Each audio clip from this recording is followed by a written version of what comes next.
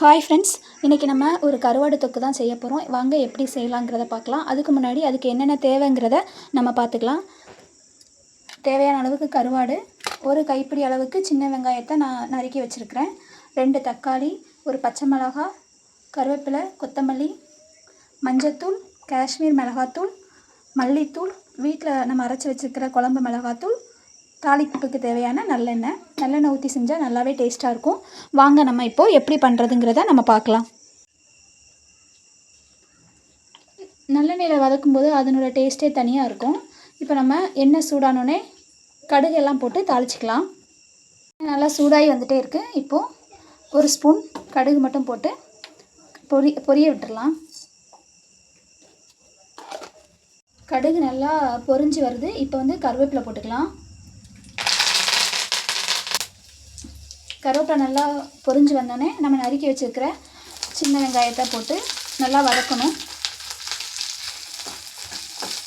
நல்லா கலர் வந்து நல்லா ப்ரௌனிஷாக வர அளவுக்கு நல்லா வதக்கணும். வெங்காயம் எவ்வளோக்கு எவ்வளோ வதங்குதோ அந்த அளவுக்கு டேஸ்ட் வந்து நல்லாவே இருக்கும். நம்ம இப்படி வதக்கும்போது உப்பு எதுவுமே போட தேவையில்லை, ஏன்னா கருவாடில் ஆல்ரெடி அதிக அளவு உப்பே இருக்கும். கருவாடை வந்து ஒரே ஒரு டைம் மட்டும் நல்லா வாஷ் பண்ணி எடுத்து வச்சுக்கோங்க. அப்புறம் ஒரு பச்சை மிளகாய் நல்லா கீறி வச்சுருக்குறோம், அதையும் போட்டு வெங்காயத்தை கூட சேர்த்து நல்லா வதக்கிக்கோங்க. நல்லா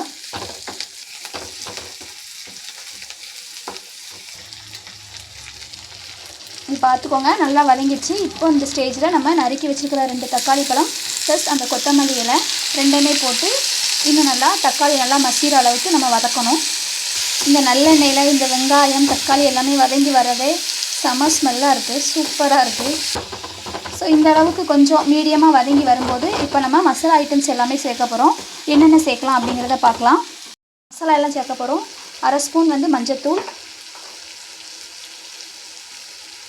அப்புறம் 1/2 ஸ்பூன் காஷ்மீர் மிளகாத்தூள், வீட்டு குழம்பு மிளகாத்தூள் வந்து நம்ம 1 ஸ்பூன் சேர்க்குறோம்.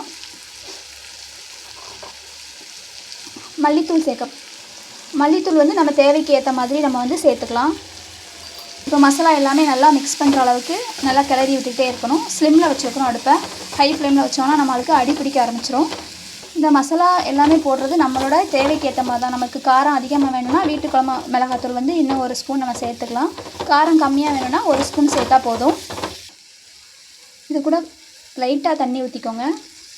லைட்டானா இந்த இப்போ நான் ஊற்றுறேன் இல்லையா, ஒரு கிட்டத்தட்ட ஒரு 2 ஸ்பூன் இல்லைனா 3 ஸ்பூன் அளவுக்கு தான் ஊற்றணும். அதனால் ஊற்றி இந்த மசாலாவை நல்லா நம்ம வேக விடணும். நல்லா வெந்து வந்தால் தான் நமக்கு நல்லா ஒரு டேஸ்ட் இருக்கும், இல்லைனா பச்சை மசாலாவாடு அடிக்கும். அடுப்பை வந்து ஸ்லிம்மில் வச்சு நல்லா கிளறி விட்டுக்கிட்டே இருங்க. இப்போ மசாலா நல்லா இந்த அளவுக்கு வதங்கி வந்த உடனே நம்ம ஒரு டைம் வாஷ் பண்ணி வச்சுருக்கிற கருவாடை சேர்க்க போகிறோம். சேர்த்துட்டு நல்லா வதக்கணும். ஸ்லிம்லேயே வச்சுட்டு நல்லா வதக்கணும். இந்த கருவாடு வந்து நமக்கு காணாமலே போயிடும், இல்லை அப்படியே கரைஞ்சி போயிடும். நல்ல கருவாடாக இருந்தால் இந்த துண்டு கருவாடு வந்து நல்லா கரைஞ்சி போயிடும். அந்த அளவுக்கு நம்ம வதக்கணும். பாருங்கள், கருவாடு வந்து நல்லா ஃபுல்லாகவே கரைய ஆரம்பிச்சிருச்சு. நல்லா வதங்கி அப்படியே வந்து நம்ம மசிச்சு விட வந்து அந்த கருவாடு வந்து அப்படியே காணாமலே போக ஆரம்பிச்சிட்டு பாருங்கள். சூப்பராக நல்லா ஃப்ரை ஆகிட்டுருக்கு. இது அப்படியே இன்னொரு 2-3 மினிட்ஸ் அப்படியே ஸ்லிம் வச்சு கிளறி விட்டுக்கிட்டே இருக்கணும். இப்போ பாருங்கள், நமக்கு கிட்டத்தட்ட ஒரு 90% வந்து கருவாடு நமக்கு ரெடி ஆகிடுச்சு. இன்னும் நம்ம கொஞ்சம் ஒரு 2-3 மினிட்ஸ் நல்லா இன்னுமே நம்ம கிளறி விட்டுகிட்டே இருக்கலாம், மசிச்சுக்கிட்டே இருக்கலாம். கருவாடு நல்லா வெந்துருச்சு. இப்போ நம்ம ஒரு ஃபைனல் டச்சாக ஒரு 1/2 ஸ்பூன் அளவுக்கு நம்ம நெய் சேர்த்துக்கலாம்.